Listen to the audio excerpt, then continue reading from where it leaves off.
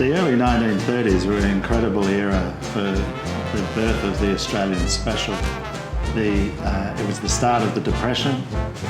Expensive cars weren't available from Europe or the United States.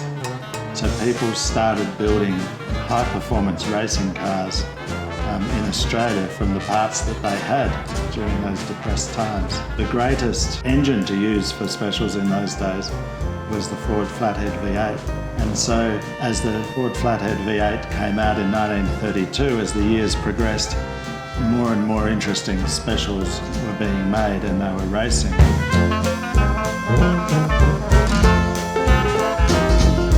Frank and Jack Weeks were teenagers living in Sydney, and they were able to afford to buy two new or near new 1934 Roadsters, and they decided to completely strip one of the cars. So imagine doing that to a brand new car today and dispose or on sell that, and then make a handmade sports body for one of the cars for them to compete in. I find that incredible that actually happened in those times.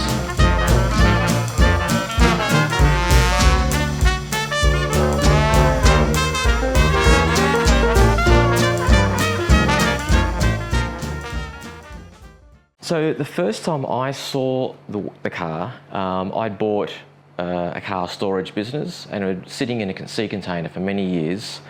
And Max Gamble, who was a friend of mine from the car club, he spotted it in the container, and through the dust and through all the rubbish that was sitting around the vehicle, he just said, "Oh my God, I can't believe the car still exists." And he made quite a big deal about it to me and said how special that car was.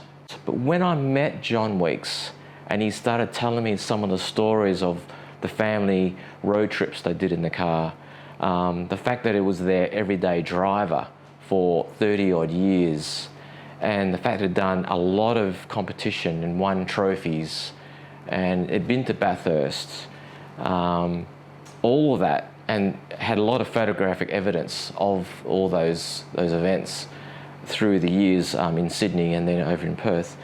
All of that just painted a really interesting picture for me, and the story's what appealed. The actual aesthetics of the car I didn't particularly get overly excited about, but I thought those things could be refined and improved on. But the story is what really got me excited, and that's why I initially spoke to John about purchasing, and the deal was done. I was a young lad of nearly 18 years of age, and my first car was a 1932 Ford Roadster. And that was that's the American hot rod model. Yes. I'm driving around Mounts Bay Road one Saturday, I think I was going to the rowing shed or something, and I saw this car coming in the other direction, and I thought, and it was the dark grey, and I thought, boy, oh boy. So since 2014, I've made steady progress on the car's restoration, and it's been a long time since John's seen it. So I've arranged for him and his sister Jane to come in and view how it's coming along and chat about its history in their family. So the first thing, if you've noticed, the front of the car's got some bumpers on it. Yes, it just used to have a thing, and it used to have two Lucas flamethrowers. That's right, which we've still got those. But where were they still put us up to you? Yeah, the bumper, that only happened recently. That was kind of really just an idea on a whim to trial it. Yeah, so they're actually off a Graham Page, 34 Graham Page supercharged car. The headlights you have, my father kept talking about having the headlights recessed into the mudguards. I don't think it would have worked. Oh, hot rodding it. They're making changes. So I've put the windscreen on, I just mocked it up. Oh yeah, that's it's not actually there, but yeah. So the car hopefully still looks as you remember it. It does look as I remember it, and it's a lovely old thing. That's the frame you're talking about for the seat. So that's the seat. So that seat's going to be a little bit more comfortable than the original because it actually slides and reclines even, but it's still a bench seat. So they're like a reproduction for other things. My father was a policeman, so checked with him and said, "Can you find out who owns this car with this licence number?" And which he did. So one Saturday afternoon it was, I came and knocked on the door because I could see the car down the driveway, and I thought, So either you or your father answered the door, but I'm pretty sure it was your father came to the door. And I said, would you be interested in selling the car? And he sort of looked at me, and I had my car parked on the street. It's similar, yeah. And he sort of said, oh, I don't think so. And I said, well, would you trade it? Would you trade my 32 plus some money for this car? And he says, no, he wasn't interested. But I did say to him, being cheeky as I was, if you ever did want to sell the car, would you please let me know? If you notice the side of the car, you don't see the chassis anymore. So we've actually... You've raised it. Well, we actually put an actual bit of... Cover of it? Yeah, we've actually covered it. The engine's been completely rebuilt. Good. Along with the gearbox. So the engine, it's been rebuilt and we've started it. It so runs? It does run. Oh, thank God for that. About 4 or 5 years ago. And you've got dual carburetors on it. Dual carburetors. So lovely. we've actually made it a little bit more powerful. Modern. It's an 8BA, so it's not the original engine. No. So I've kept that for prosperity, and it's up on the shelf. But this is an engine that's come from probably a 1948 Mercury. Good. Yes. But it's mild. It's not a. We haven't sort of gone overboard with the rebuild. And you've noticed the firewall. The firewall looks better. So that's I designed that. Yeah. Now I thought it's a little bit. That's a little bit clean. Before you just had originally just a wooden firewall. A wooden firewall. You've got to remember it was built in the 30s. Yeah. But all the hardware. So you remember it's got the spark plug holders. So we've left that area for the spark plug holder to be melted. Many years passed, and I hadn't ever forgotten about it, but I hadn't seen it for many years. Anyway, another member of the club, of our vintage sports car club, Bill Scray, gave me a ring one day and he said, do you know anything about this particular Ford, this particular car? Yeah. And I said, well, I did. And I said, why? And he said, well, I'm going out to Jane's address in Trigg to have a look at it. We took it to my place in Trigg where we had a huge garage, or undercroft. We call it. I said, yeah, sure, John, you can leave it there until May. Issue was, I didn't say what year. And so it was about 7 or 8 years later, I sold the house there so I could get rid of the Ford. That's the reason. Probably the most amount of work that's been carried out the last 4 years is the rear of the car. Yeah. So if you just walk around the back. Sure.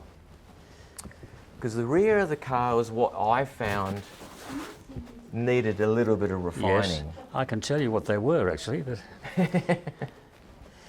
so there's some changes here. I'll let you comment on what you can see and what's different. Well, it's tidied up quite a lot. Is that a light or? That's a tail light. Yeah. Tail light. Well, that's good. So if you stand here, you can see there's one light in position and one not, just to show you that's actually all custom. Yeah. This whole back section. Because it just used to be a piece of tin across the back, which had been added later to stop the splash going up. Exactly. So you can actually see straight through the chassis. None of this was here originally. Yeah, that's right. So we thought we'd add that to sort of perhaps complement the car. The final thing that I'll point out that we've changed, and it's only a subtle change, you'll notice the door. Yeah. So obviously it's a single vehicle with only one door, so you get in. You get in and just slide across. Climb over and sit across. So you notice we've did away with the large forward hinges, which used to sit out. I didn't actually. There's no reason why you shouldn't have done that. Yeah. So what we've done, we've actually gone for a concealed hinge. Yeah. And those hinges are off a 1923 Fiat 501. That's interesting. Purely for again aesthetics only, because I like the fact that it's a little bit clean and no door handle. But she's still a very pretty motor car, I reckon. I think it looks great. Yeah, I love it. Yeah. The gear is that. So we've done a gear shift. So but I don't think we're going to stick with that. That's only there just to mock it up. Okay. That gearbox has been rebuilt. John Needham over in Victoria rebuilt that gearbox. Good. And it runs taller gearing. So from first to second, it's a much taller gear. Okay. So apparently, just for city driving, it's going to be a lot easier to drive. Yeah. It's reputed to be able to do 50 mile an hour first gear. And that's all still the same, yes. Yeah, they're just there just to sort of show you. Yeah. Have you had the fuel tank remade or not? That is a new tank. That's the new so that's not the original tank. It looks like the original. It looks exactly like the original. Yeah, but you'll notice that the spare tyres set in. It's got a reset. Well, a recess. Yeah, so that's all just a design thing that we that's sort of fair added. enough. That's good. So I'm hoping you're happy with what I've done so far. I'm extremely happy with what you've done so far, and as I say, I'm very pleased it's not red. Well, John, what I think is fabulous about this car is that there's very few 1930s Australian-made specials left, and especially one that has sat for 50 years and is actually so close to the original that it used to be. And, yes. And you can see the inspiration for the car from the European yes, sports cars, but it's bigger. Yeah. And it's about the size, I reckon, of a Railton. You know, the English Railtons I do have the remember, Hudson motors in them. Yes. And the fact that the supercharger still exists, the original handmade supercharger. Yeah. I mean, where else in the world are you going to get a handmade No, you're not going to do that. supercharger that hasn't blown to 100 pieces? As you know, Bill Balgani did the manufacture of the supercharger. The supercharger, I think, is very interesting that it's a handmade supercharger. Well, it is, yes. And when you could buy one off the shelf from England, they're probably unobtainium in those days. Well, that's right. So make your own. And that's so Australian. We'll just go and make a supercharger. I mean, I will put it down because it's quite heavy. It's bloody heavy. I thought it was heavier than that. I thought I had difficulty lifting it. And of course, the car raced in hill climbs in the eastern states and started standing start quarters. Yeah. She did 15.2 seconds for a standing start quarter. And I know hot rods do it in 11, but this wasn't a hot rod. And they put two wheels on the back. They put two wheels on the back. each side to get a bit of traction. They did indeed. There are photographs of that. Now, the two-speed diff, it's got an Eaton two-speed diff. No, it's a Columbia Columbia two-speed diff. And what's the story there? Well, both the blue Ford and the grey Ford were equipped with them. It was probably a fashionable thing at the time. Now, did they put the two-speed diff in to get an overdrive or to give them more variety on the hill climbs? No, as far as I know, for the overdrive. Yeah. Because without the two-speed diff, it's only another car. Yeah. But the two-speed diff, you can hear it ticking. As I said, it will do 30 miles an hour for 1,000 revs. Now, the sort of maximum engine speed is about 3,600 on the V8. Yeah. So that's over 100 miles an hour. You do 100 miles an hour, no problem at all with two-speed diff. Frightens the hell out of you. That's fantastic. Absolutely fantastic. Yeah. Now, he raced it once here in sprints at Caversham. I think he did, yes. Yes. So that was in 1948, I think. Probably. The Caversham Airport. Because I wasn't here. I arrived in 48. He came in 47. And you never raced it yourself? You No. You always drove it as a I was a member of the Veteran Sporting Car Club for a while, but I never went to anything at all. And I used to use it just to get around. Yeah. So, I used to go to work in it, and I used just to park it down on the Esplanade. It used to cost me 2 shillings a day to park on the Esplanade in those days for this. So did your father and his brother, did they tune it themselves? Or? Yes. So they did all, when it They went to a all race work. They didn't pay anyone else to do anything, except for building the body. But it's in the era of the gentleman racer where the owner would drive it to the track, race it, drive it home. That's right.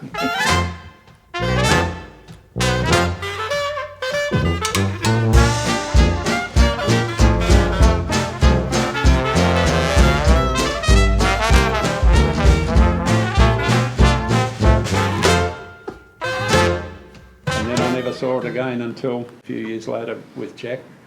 He opens the door, this is here, you're there, and I said, for goodness gracious, do you still want to sell the car? And so this is 30, 40 years later, isn't 30, it? 40 years, and he said right. no, so I thought, oh, well. Yeah. But eventually Jack got the car. I got it because my first car was a thing called Austin 7, a 1929 Austin 7 little car. And I'd been left £200 in my grandmother's will. And I asked, my father got a Holden, second-hand Holden eventually. Yeah. And I said, can I have the Ford? He said, I'll take you £200 for it. Oh, I said, thank you. I said, thank you very much. And then it was over to me. Well, now I ain't a man to point a judge, very willing to hold a grudge, but I think it's time to set me a few choice words. All about that theme, an automobile, the metal monster with the polyglass wheels, the end results of the dream of Henry Ford. Well, now I got a car that's mine alone, that me and the finance company own, a ready-made pile of manufactured in the pouring rain. I'm a fixing to flatten a hurricane. Once spent 3 days lost on a clover leaf. Well, now it ain't just the smoke and the traffic jam that makes me the bit of fool I am, but this four-wheel buggy is $1 me to death. For gas and oils and fluids and grease and wires and tires and antifreeze and them accessories, well, honey, that's something else. Well, you can get stereo tape and a color TV, get a backseat bar and reclining seats, and just pay once a month like you do your rent. Well, I figured it up in over a period of time. This $4,000 car of mine cost $14,000.99. Well, now, Lord, Mr. Ford, I just wish that you could see what your simple horseless carriage has become. Well, it seems your contribution to man, to say the least, got a little out of hand. Well, Lord, Mr. Ford, what have you done? Back up, son, I want to pick it now.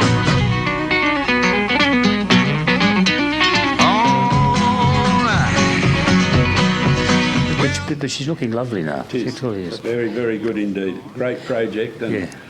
believe me, we'll certainly look after it, us blokes that are interested in That's these good. types of vehicles. Thank you. A wonderful piece of work. A man's success by the kind of an automobile he can afford to buy. Well, now it's red light, green light, traffic cop. Right turn, no turn, must turn, stop. Get out the credit card, honey.